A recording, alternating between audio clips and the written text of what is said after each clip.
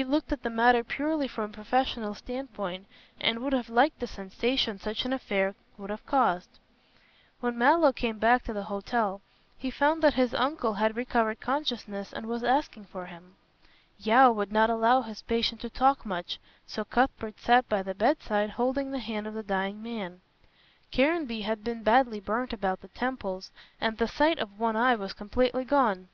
Occasionally Yeo gave him a reviving cordial which made him feel better. Towards evening Caranby expressed a wish to talk. The doctor would have prevented him, but the dying man disregarded these orders. "I must talk," he whispered faintly. "Cuthbert, get a sheet of paper." "But you have made your will," said Yeo rebukingly.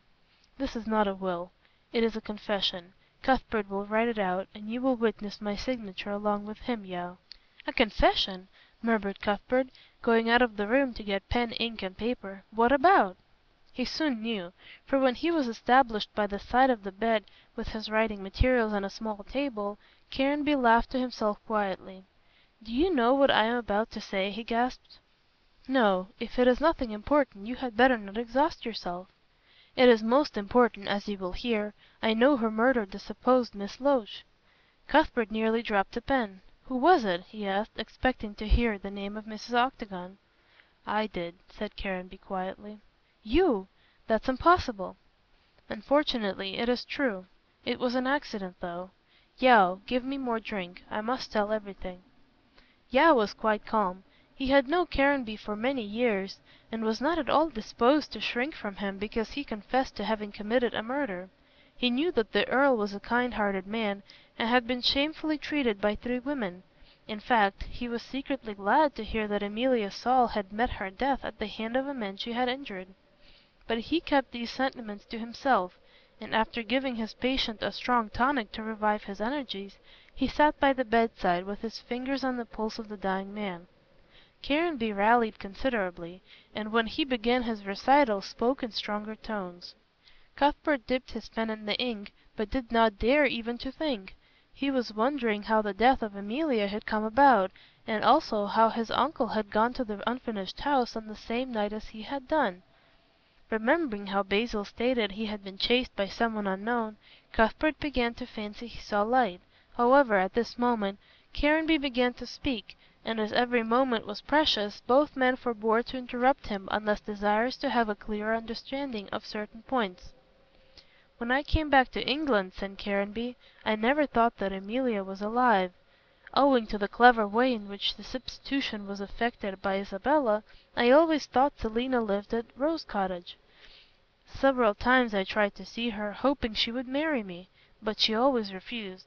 I was puzzled at the time, but now I know the reason. I never thought of looking at the unfinished house. It was a piece of sentimental folly, my shutting it up, but afterwards, as time slipped by, I never troubled about looking into the matter. As Cuthbert will tell you, Yeo, laziness is a vice with me." "Go on with the story, and save your strength," said Yeo softly. "Yes," Caranby heaved a sigh, "I haven't much left. Well, Cuthbert, you told me about the ghost supposed to be haunting the house. I asked you to go down and see. You came here one night and left at 8 o'clock to go down to Rexton. I never expected you to follow. Why did you not come with me?" "Because I was keeping something back from you. On the previous day I received a letter. There was no name to it, and the writing was disguised. It advised me to see Selina Loach, and said I would be surprised when she spoke to me." "Because then you would recognize the woman you believed to be dead." "Exactly," said Caranby faintly.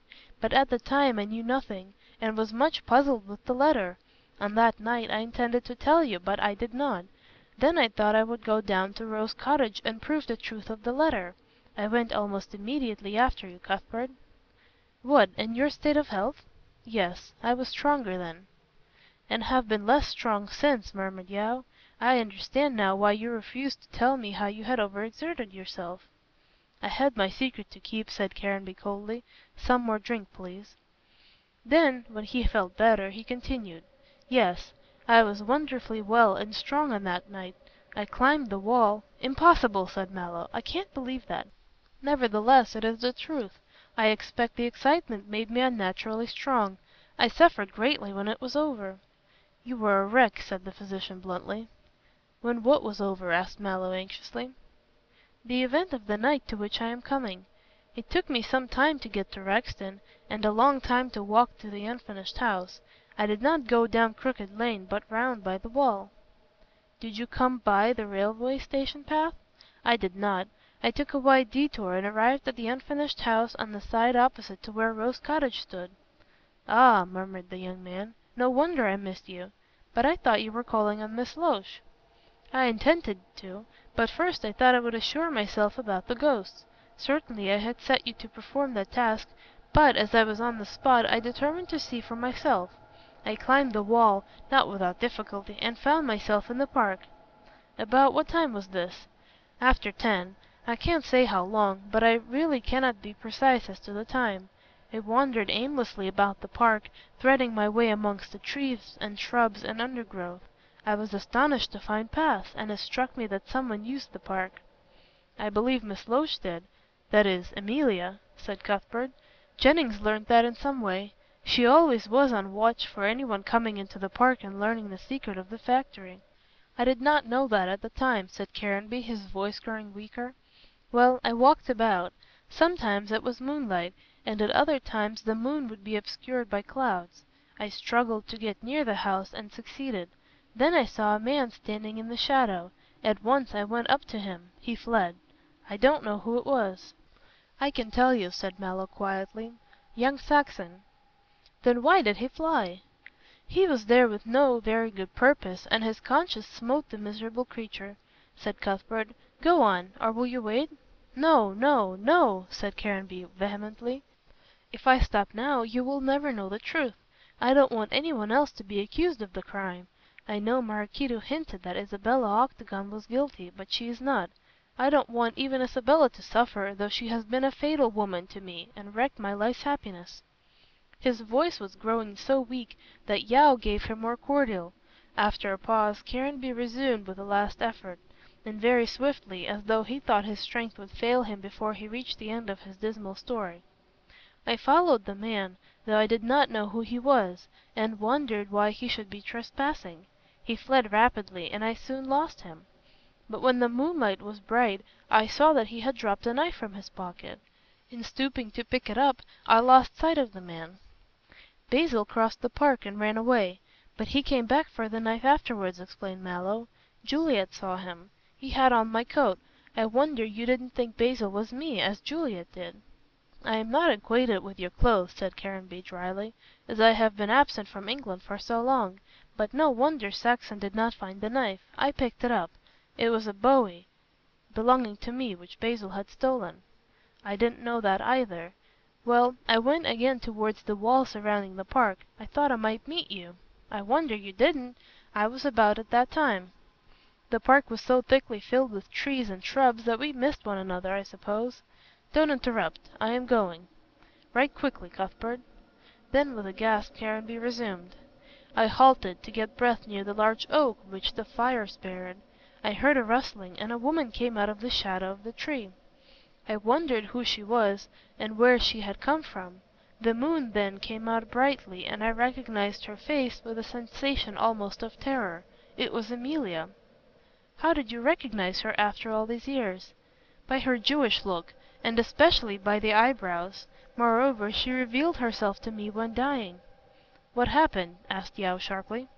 "I was standing with the knife in my hand. Emilia, seeing that I was an intruder, came swiftly towards me. She had a revolver in her hand but did not fire. She cried out something and rushed at me. In doing this she came straight against the knife. I was holding it instinctively in an attitude of defense, with the point outward. She rushed at me to bear me down by the weight and force of her charge, and the next moment she dropped to the ground dying." "She was not dead then?" "No, not for the moment. I knelt beside her and whispered, 'Emilia.' She opened her eyes and smiled. Then she replied, 'Emilia, yes,' and died. I did not know what to do. Then it struck me that I might be arrested for the crime, though it really was no crime. Had she not rushed at me, had I not been holding the knife, she would not have met with her death. I wonder she did not fire, seeing she had a pistol." "Perhaps she recognized you," said Yeo, glancing at Cuthbert, who was writing rapidly. "No. Had she done so, she would never have attempted to hurt me.